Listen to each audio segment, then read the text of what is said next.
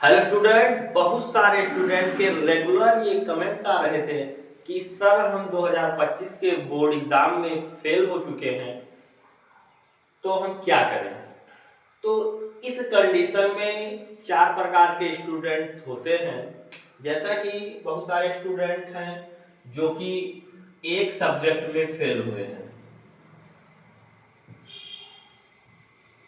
बहुत सारे स्टूडेंट दो सब्जेक्ट में फेल हुए हैं, तीन सब्जेक्ट में भी बहुत सारे स्टूडेंट फेल हुए हैं, और बहुत सारे ऐसे भी स्टूडेंट हैं जो कि चार सब्जेक्ट में फेल हुए हैं।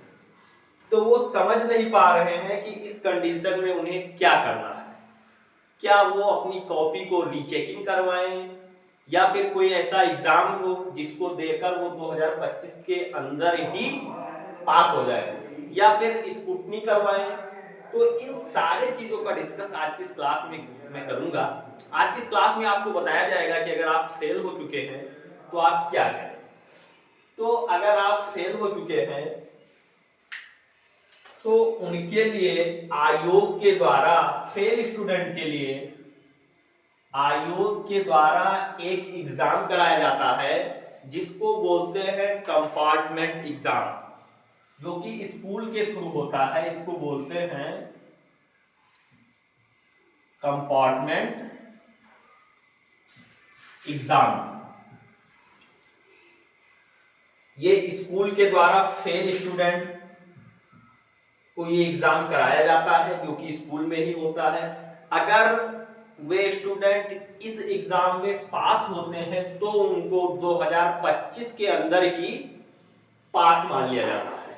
ये रिजल्ट आने के एक महीने डेढ़ महीने बाद ये एग्जाम होता है। तो इस एग्जाम को अगर वो पास करते हैं तो उनको 2025 के अंदर ही पास मान लिया जाता है। नहीं तो फिर उनका पूरा साल बर्बाद होता है। वो साल भर फिर पढ़ते हैं, पढ़ाई करते हैं, और फिर जब नेक्स्ट 2026 में जब बोर्ड एग्जाम आता है तो फिर वो एग्जाम देकर पास होते हैं। तो ये कंपार्टमेंट एग्जाम है।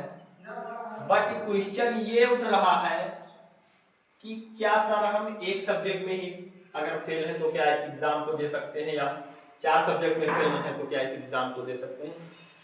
तो ये है, ये एग्जाम अगर आप एक सब्जेक्ट में फेल हैं तो आप कंपार्टमेंट एग्जाम दे सकते हैं।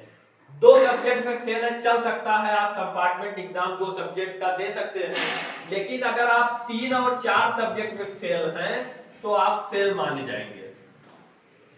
तब आप ये एग्जाम नहीं दे सकते हैं, आपको फिर से एक साल पढ़ाई करनी पड़ेगी, फिर आप एग्जाम देंगे, फिर आप उसमें पास होंगे तो आपको पास माना जाएगा। तो ये कंपार्टमेंट जो एग्जाम है, ये अगर आप एक सब्जेक्ट में फेल हैं या दो सब्जेक्ट में फेल हैं तो आप इस एग्जाम को दे सकते हैं। आयोग के द्वारा जारी किया जाता है। ये आपके स्कूल में ही होता है, ऑफलाइन होता है। तो उनके लिए, फेल स्टूडेंट के लिए ये ऑप्शन है।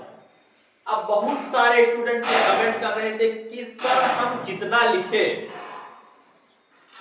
उसके अकॉर्डिंग हमारा नंबर नहीं आया, कम आया, तो वो क्या करें। या वो जितना लिखे उनको अपने ऊपर कॉन्फिडेंस है बट उनका नंबर क्या आया, तो वो एक स्क्रूटनी का फॉर्म भर सकते हैं, जिसको इंग्लिश में स्क्रूटनी कहते हैं और यूपी बोर्ड में हिंदी में इसको सनिरीक्षा कहा जाता है। ये एग्जाम, अब बहुत सारे स्टूडेंट के माइंड में क्वेश्चन रहा होगा कि ये फॉर्म कब आता है। तो ये रिजल्ट आने के 4 से 5 दिन के बाद ये फॉर्म आता है। और इसमें बात है कि एक सब्जेक्ट के, अगर आप एक सब्जेक्ट का फॉर्म भरते हैं तो इसकी फी 500 रुपए लगती है। 500 रुपए आपको चालान कटवाना पड़ता है, जो कि बैंक से या फिर आप साइबर कैफे की दुकान से कटवा सकते हैं। अगर आप 5 सब्जेक्ट की स्क्रूटनी करवाते हैं, आप कॉपी रीचेकिंग करवाते हैं तो आपको 2500 रुपए लगेंगे। बट अगर आपके ऊपर कॉन्फिडेंस नहीं है तो आप स्क्रूटनी का फॉर्म नहीं भर सकते हैं, नहीं भरिएगा। या मान लीजिए आप कोई क्वेश्चन सही कर आए हैं, किसी एग्जामिनर ने आपकी कॉपी को चेक किया, उसने ध्यान नहीं दिया आपका क्वेश्चन गलत है पर आपको नंबर दे दिया, तो अगर आपकी स्क्रूटनी होगी, रीचेकिंग होगी कॉपी की, तो आपके नंबर कट जाएंगे। तो इस फॉर्म को भरने में जो आपको 100% अपने ऊपर कॉन्फिडेंस है, आप ये फॉर्म, मेरा ये ओपिनियन है, तभी भरेंगे। घर वालों के बहकावे में आकर ये फॉर्म आपको नहीं भरना है। तो अगर आपके कम नंबर आए हैं, आपके अपने ऊपर कॉन्फिडेंस है, तो आप स्क्रूटनी करवा सकते हैं। और अगर आप फेल हो गए हैं तो आपके लिए कंपार्टमेंट एग्जाम है जिसके थ्रू आप पास हो सकते हैं। तो स्टूडेंट कमेंट्स कर रहे हैं, तो हमने सोचा कि इंफॉर्मेशन दिया जाए। तो आई होप कि आपके लिए आज की यह क्लास बहुत ही हेल्पफुल रही होगी। अगर वीडियो पसंद आए तो वीडियो को प्यार से लाइक करिए, कमेंट बॉक्स में कोई भी एक प्यारा सा कमेंट्स करिए। तो मिलते हैं नेक्स्ट क्लास में एक और मजेदार टॉपिक के साथ। तब तक के लिए bye bye, love you, take care.